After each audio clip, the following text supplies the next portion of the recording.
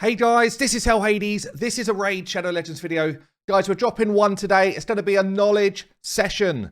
I'm going to drop 25 tips to help you play a Raid Shadow Legends. It might go a bit long. I am certain there's going to be something in here for everyone. Early game players, mid game players, moving into late game players. Maybe not the super end game, but otherwise I think you will all learn something in this video. I'll try and keep it quick, short and sharp, but there's a lot to get through, so let's get into it. So tip number one, it's going to be a real basic one for a newer player. Max your starter champion. Unless you're whaling out from day one, your starter champion is going to be with you right through to the mid game. All of the starter champions are strong. All four of them. They're all strong. They can all play in multiple places in the game. Kayle was probably my favourite and the best one in the game, but it doesn't matter. The other three, if you pick them, they're all good. Get them to level 60 as soon as you can. Ascend them as soon as you can. Get masteries for them as soon as you can.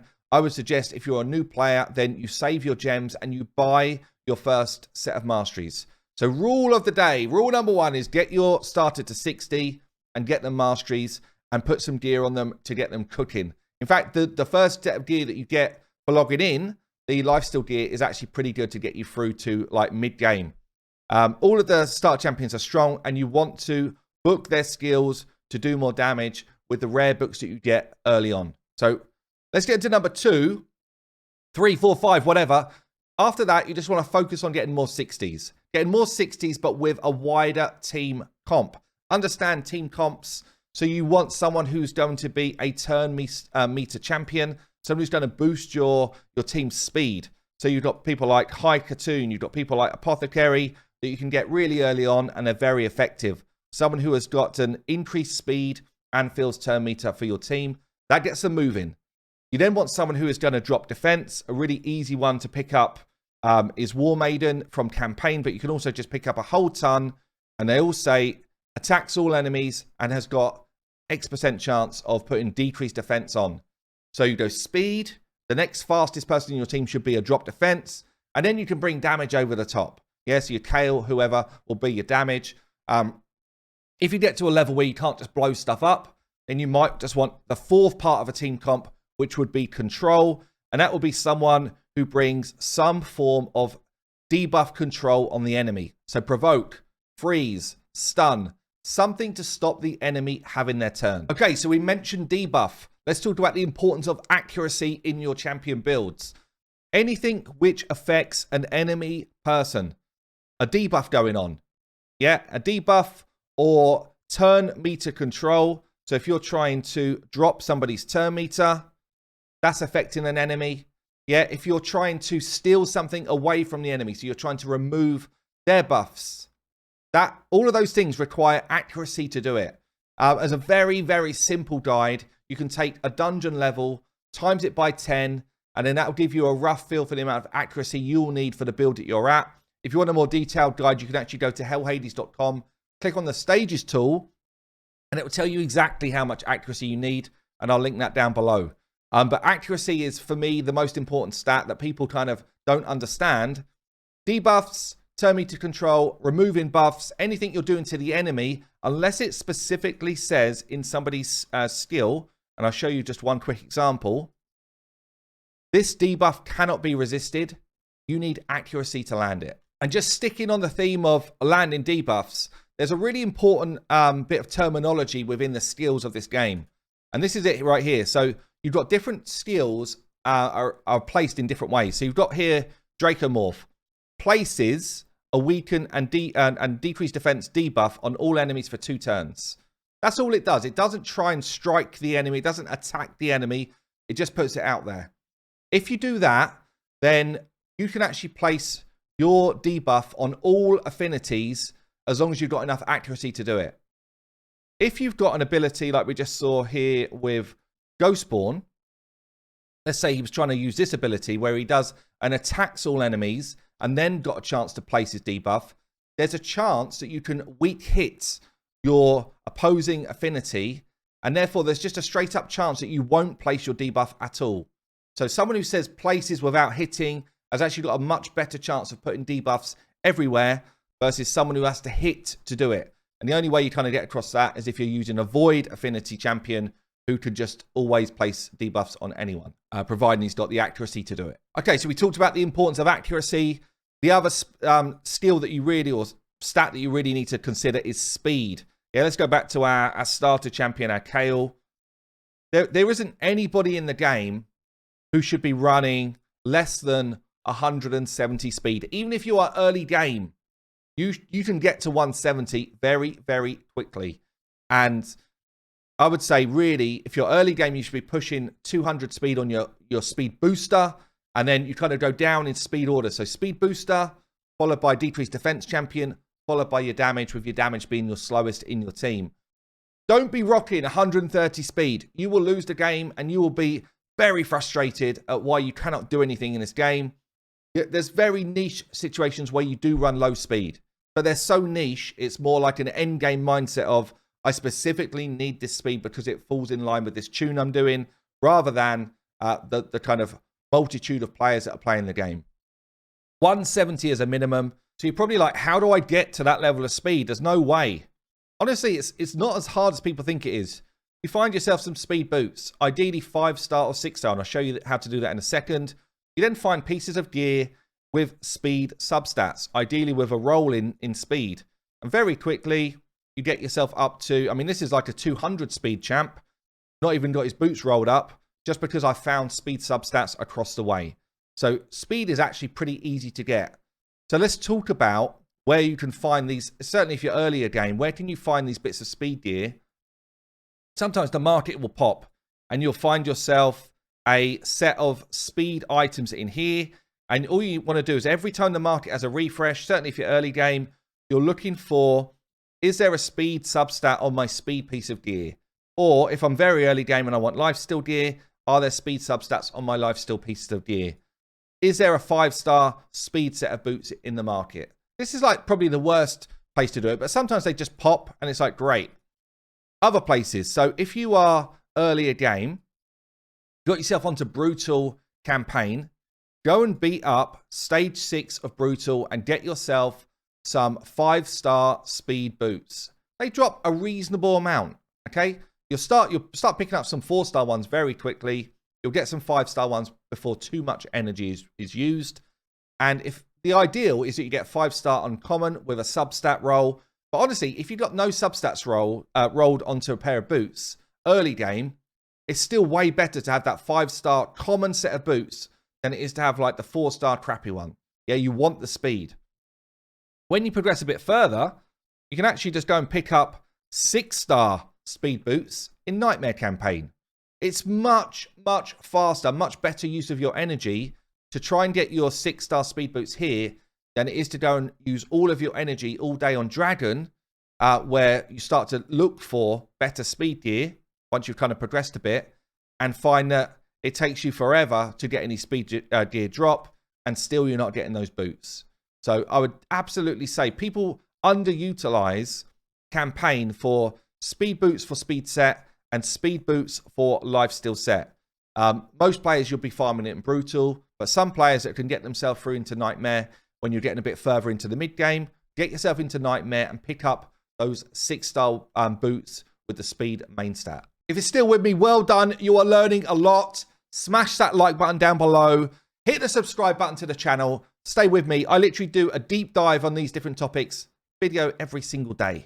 You're welcome. Right, we're going to stick with artifacts just for now. So you've got a top 3 row, which always have the same main stats. So the top 3, it's easy to find better pieces of gear, and you're looking for combinations of solid substats, things like speed and accuracy. We've just spoken about it, but also substats like crit rate, crit damage, HP percent, defense percent, attack percent.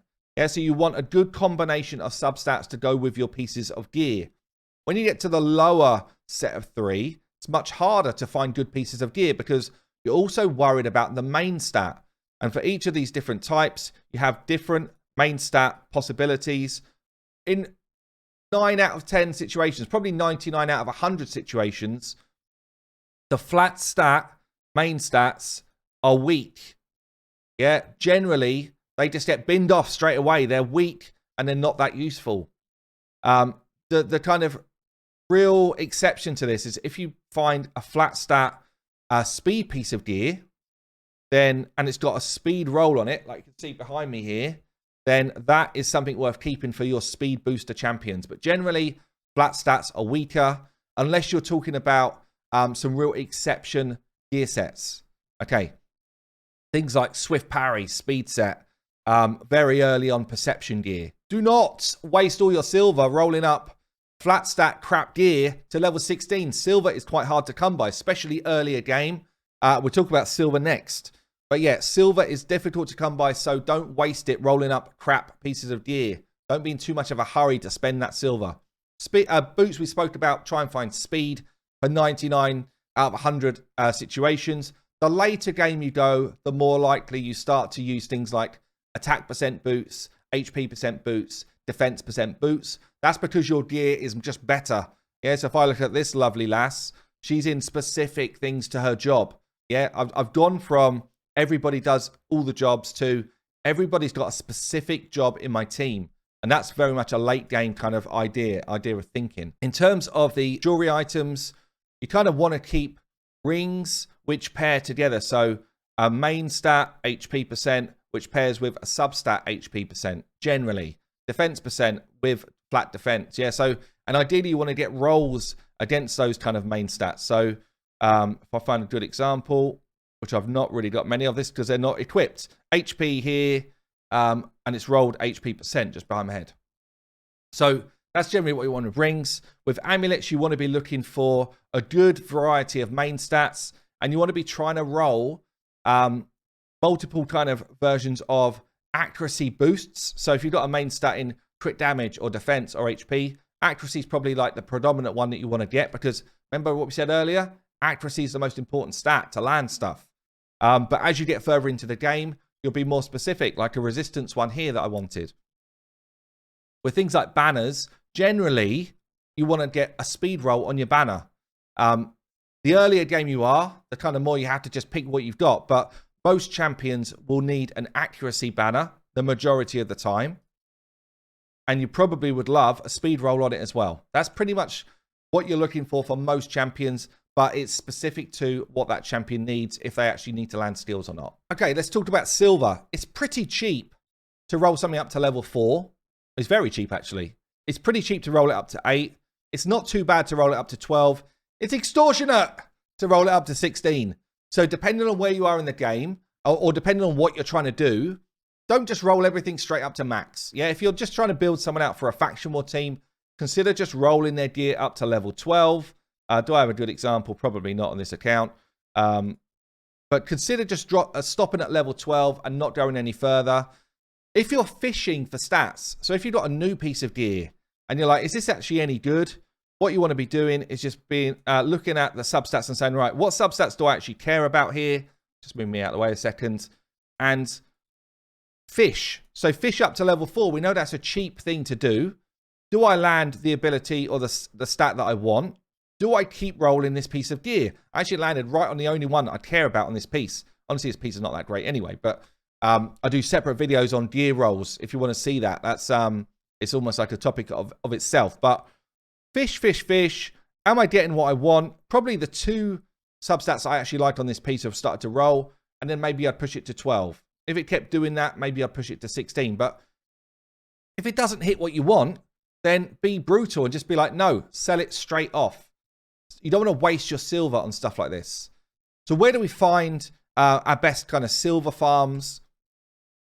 Early game, you want to get yourself into Brutal, Brimzone Path, the 12th stage, and then Battle 3.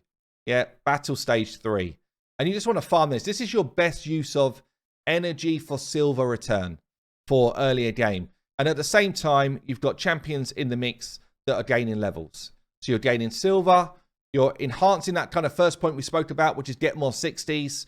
And the items that drop are shields. Shields sell for more silver than any other type of item that drops. That's why you farm stage 3. As you get later in the game, like if you're at the stage that I'm at, I actually farm stage 12.6 of Nightmare Campaign. That's because I care more about the experience than the silver, and because I'm capable of doing it in a quick time. But most people that watch this video probably cannot do that. There's only a selection of maybe 15 or so champions in the game that can do this effectively.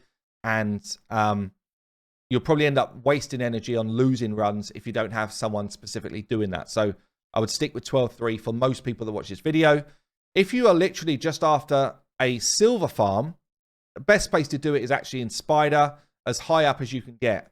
So Spider drops the best silver farm accessories in the game. And then you just want to be quite brutal about, well, from the things that I'm farming, do I actually want to roll them or not? So I've got a whole load of new stuff here. For me, at my level of game, the first thing I do is just sell off all the 5-star stuff. Then I sell off all the rare stuff because my game is well advanced. But you want to be looking at those kind of rules. You know, are we getting a match of the main stat against the substat? If I roll that to level 4, is it landing in the substat I want? For things like the amulets, pretty much a flat attack amulet is useless for 99 out of 100 situations. So I only keep one per faction. The rest are sold. Early game, you use a lot of defense ones, HP ones. Later game, you start to use a lot more of crit damage ones. Certainly on your nuker, you would want a crit damage one. But then you're looking for the good substats underneath. If I was to, that's not a good example, it's so bad. This is bad straight sell. Another bad one. Here you go, crit rate. Crit damage, sorry. Crit damage, I'd be wanting to try and roll accuracy. If I rolled it up to 8 and didn't roll accuracy, I'd sell it off. These flat attacked ones, I would just sell straight off and make silver. So with the silver farm from Spider, just be brutal, understand where your account is, but that's where you're going to get the best reward for your energy in terms of silver farm. Okay, we're going to stick with artifacts and silver for a minute. The Forge, added to the game last year, I think. What a great addition to this game. Perception gear is absolutely fantastic for every level of player. Early game, it's probably the most gear set, the gear set you will use the most, certainly for a 2-piece set. And late game, you continue to use it right the way through your champions. It gives you 40 accuracy, main stat we spoke about earlier, and it gives me speed, the second stat we spoke about earlier. Yeah, 2 of the best stats combined in one gear set. So the Forge can be both a massive silver farm for you, as well as a great source of gear. There's not many gear sets, though, that I would go ahead and say, farm these like crazy. Swift Parry is awesome. Perception gear is very good. Very early game, Fatal is not bad, but drops off a lot. Bloodthirst is not bad, but it's quite hard to get enough of it to make sense. Guardian gear is fantastic. Lethal is fantastic, but hard to get. So you want to be using the Forge in the right way, really. You want to be saying, well, what gear sets do I not care about? Affinity Breaker, straight up crap set.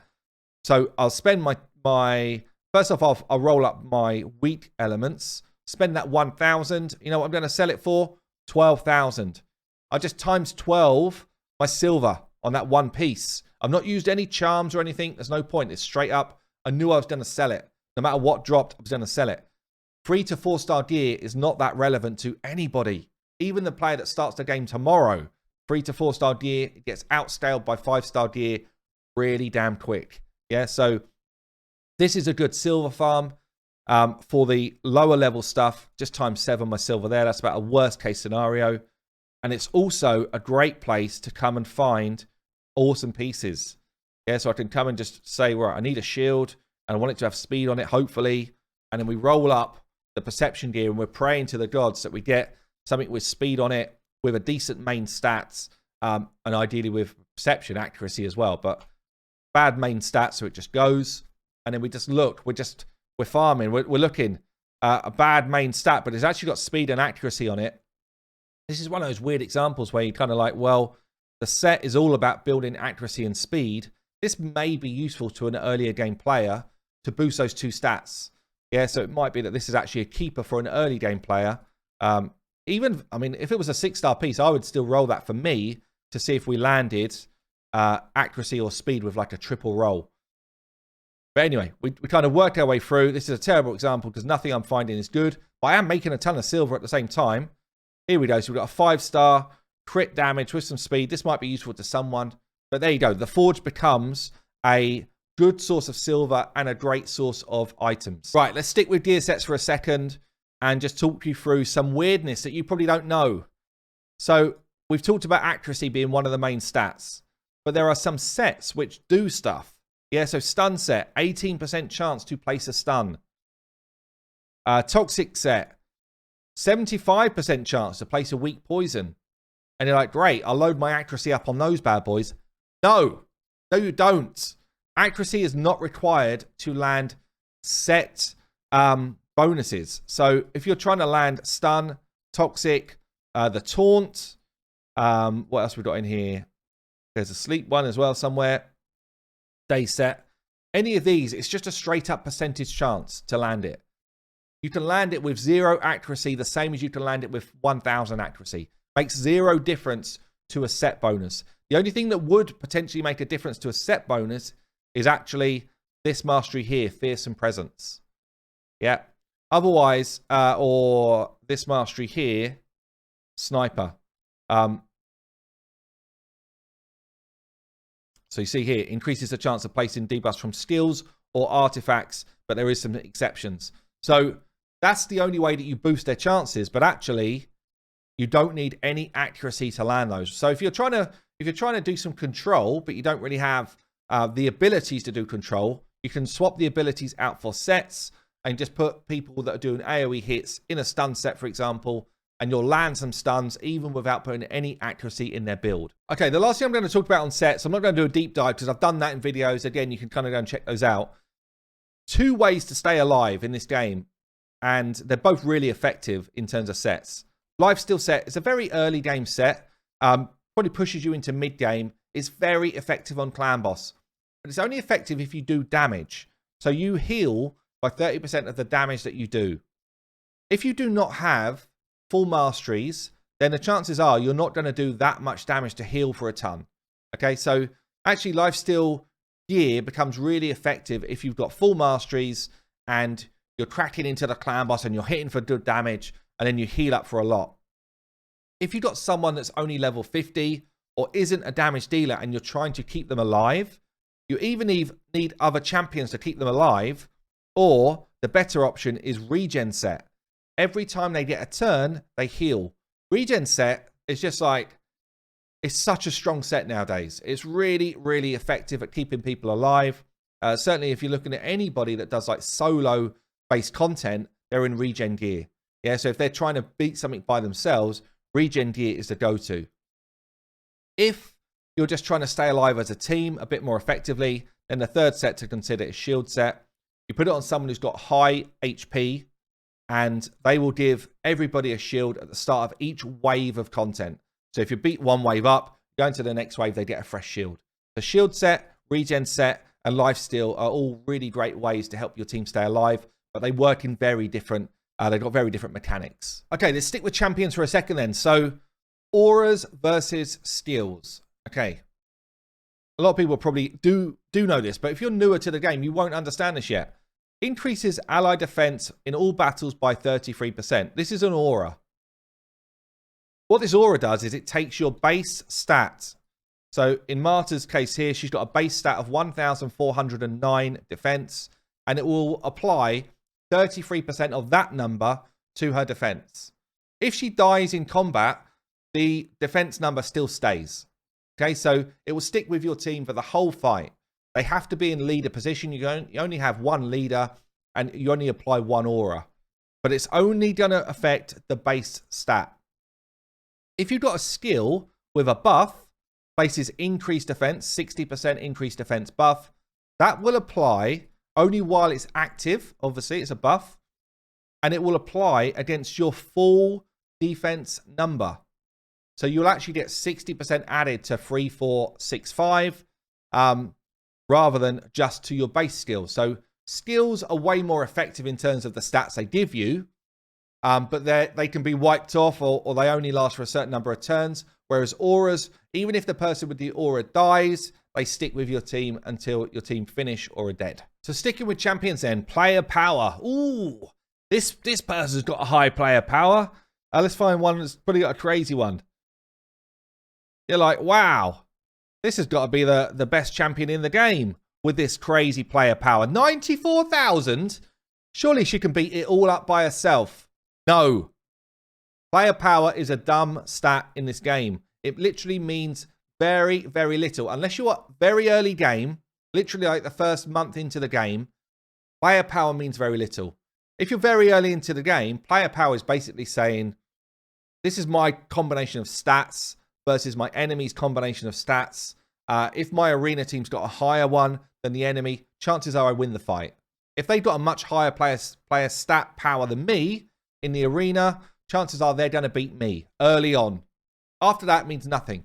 Player power is made up of almost like points per stat, and they massively weight resistance and crit rate as very high multipliers for this stat. So unless you really care about going up against a high resistance enemy, player power means literally nothing at all. And don't get yourself into that kind of mindset of, I need to boost my power. All you're actually going to be doing is weakening your champion, because there's very few situations where going full resistance is going to really benefit your team. It's not really until you get into the end game when you're trying to fight some of the high level Doom Tower, or if you're trying to build specific arena teams around resistance, that you really care about trying to push that number up. Generally, you're looking for the basics of ASDD, right accuracy, right speed, keep yourself alive with defensive stats, and then get yourself some damage. Yeah, so forget about player power. Okay, we're going to have to do this one. We have to do it. Books. Books are hard to get. Yeah, I have got an exceptional amount of books because I'm a content creator, and I actually get books as part of the content creator program. Most people do not have anywhere near this level of books.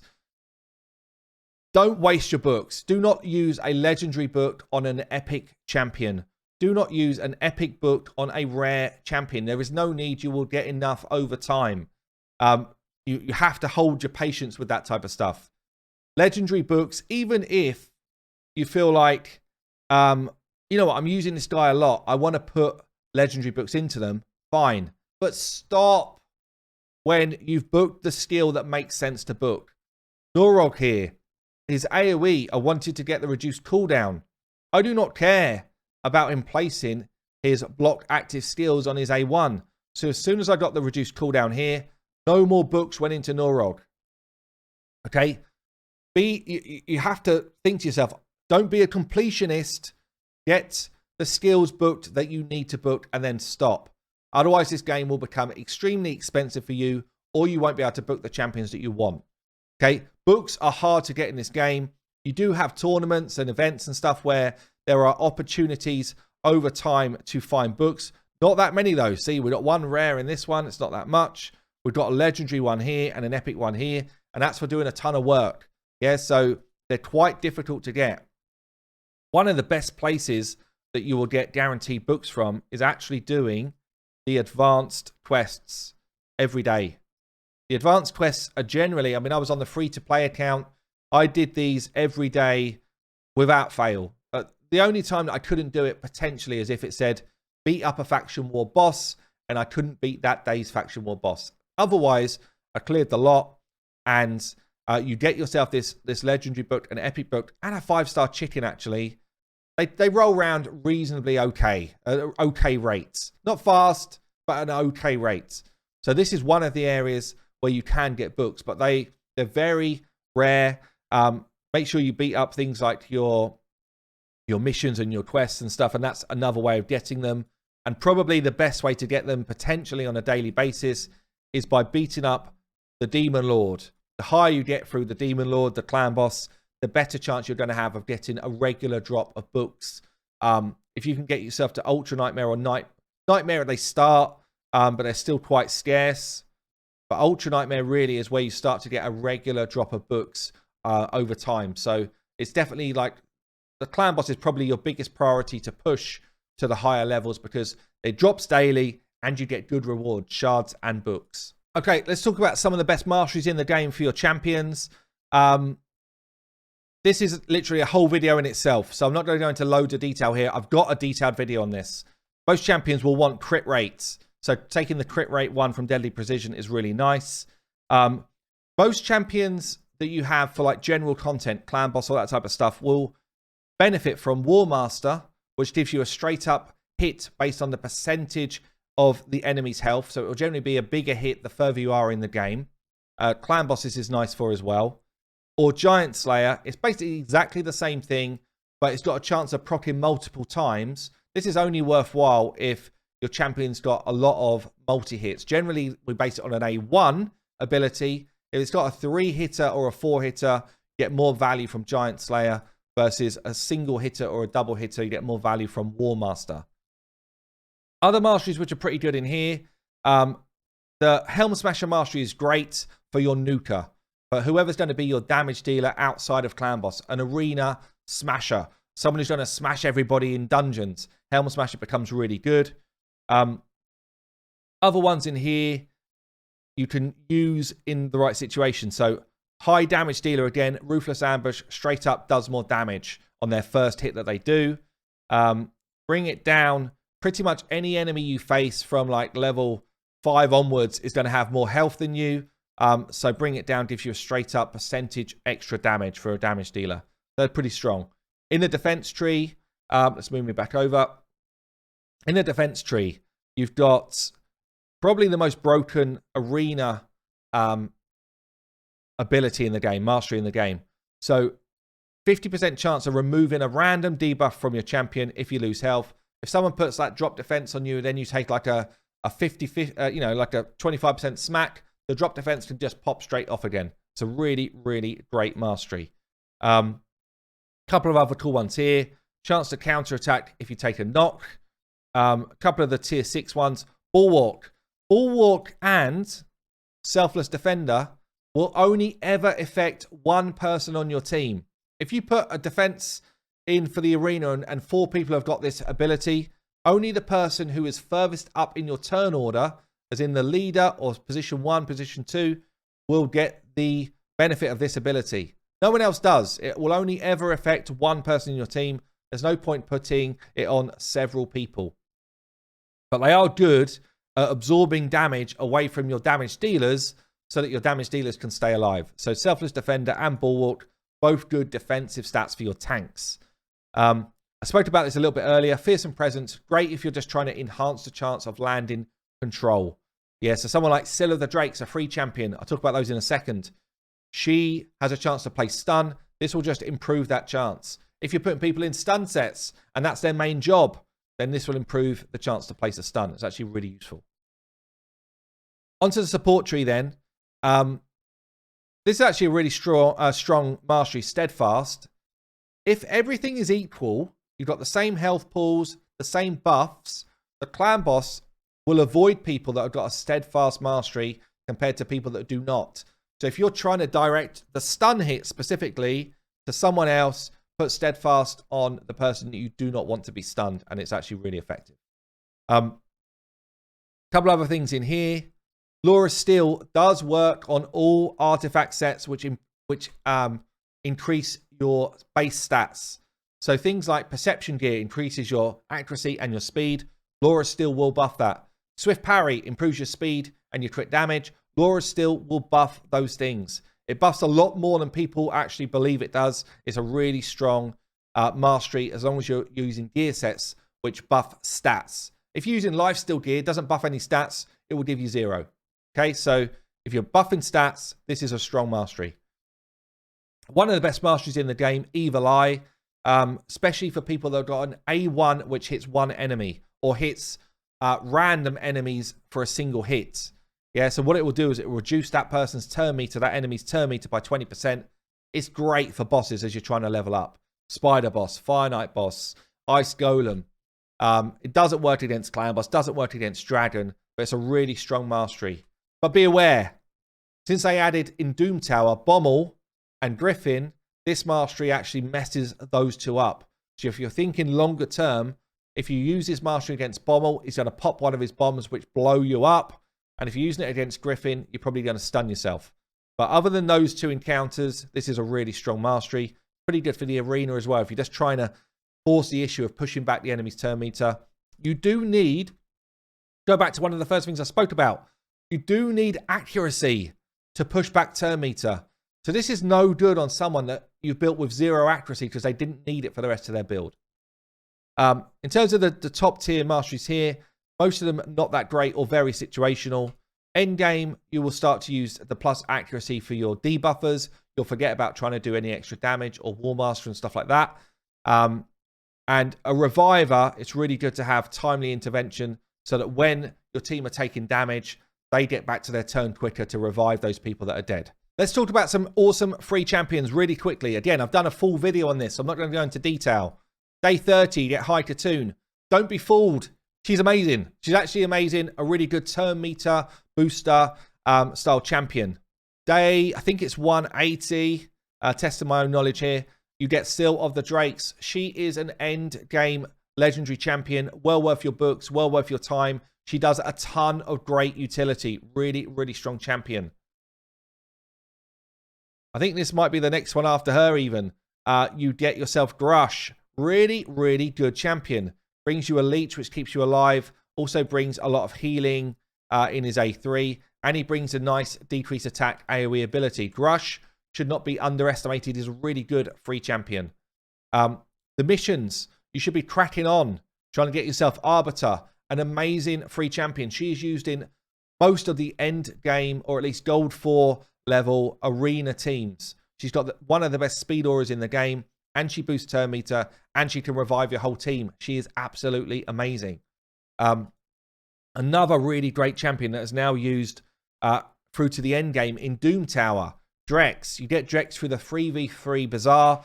If you're early game, literally just spend your gold bars on Drex. Buy him every single day. You have to buy the token every day. It's a silly system. They don't let you buy multiple versions of him in a day. Every day, go in there, buy your token. Every day. 100 days later, you get yourself a nice legendary champion. You don't really need to book, who is really effective in Doom Tower. Last one I'm going to call out here, Helmet. Archmage Helmet is the first champion that you get from doing Doom Tower normal once you get those fragments together. This guy's a beast. He's got a lot of damage. He's also got an AoE stun and loads of buffs. He brings loads of buffs for your team, which are really effective. So another great free champion. Okay, we're getting towards the end. I'm going to talk about gems quickly. Gems should be used for energy. Predominantly for energy, just topping up your energy as you go. The more energy you've got, the more you can run through different dungeons, level up your champions, get better gear, all that type of stuff. So that's where they predominantly should be used for. Very early game, I think it's worth buying masteries on your champions. So if you wanted to go into a new champion that you've got, you can buy masteries with 800 gems. That's a good use of your early game gems, maybe for the first 2 champions. Just save up to do that. After that, you're actually better off in terms of gems for reward, actually farming masteries in Minnow, level 15. Yep, so you farm here, you convert gems into energy, and then farm Minotaur. What you'll do with that is you'll gain silver, you'll gain the scrolls, obviously, to get your masteries, and you can level your champions at the same time as doing it. So you actually gain a lot of benefit from turning the gems into energy. It also will cost you more like 680 gems worth of energy from start to finish instead of the full 800. So look, clearly you guys decide if you want to spend money in this game, up to you. It can easily suck you in and you can spend a lot of money very quickly if you're not careful. So I would say if you're going to limit yourself to anything, this daily gem pack is the best return for your money that you can get in the game. For $8.99, you get yourself a decent amount of gems. I'm not sponsored here, I'm just telling you. And these gems can be turned into energy, as I've just said, to get you through all the content in the game. Right, next we're going to talk about the magic of manual. You wouldn't believe it. You can actually manual in this game. Things like Faction Wars, people struggle to beat the content, and they struggle to beat it because they just don't play the game. So sometimes you might use all your main abilities, you're getting through this first wave, and it's like, I'm nearly finished. I'm just going to take over. Yeah, I'll take it off of auto, and I'll just start A1ing everyone.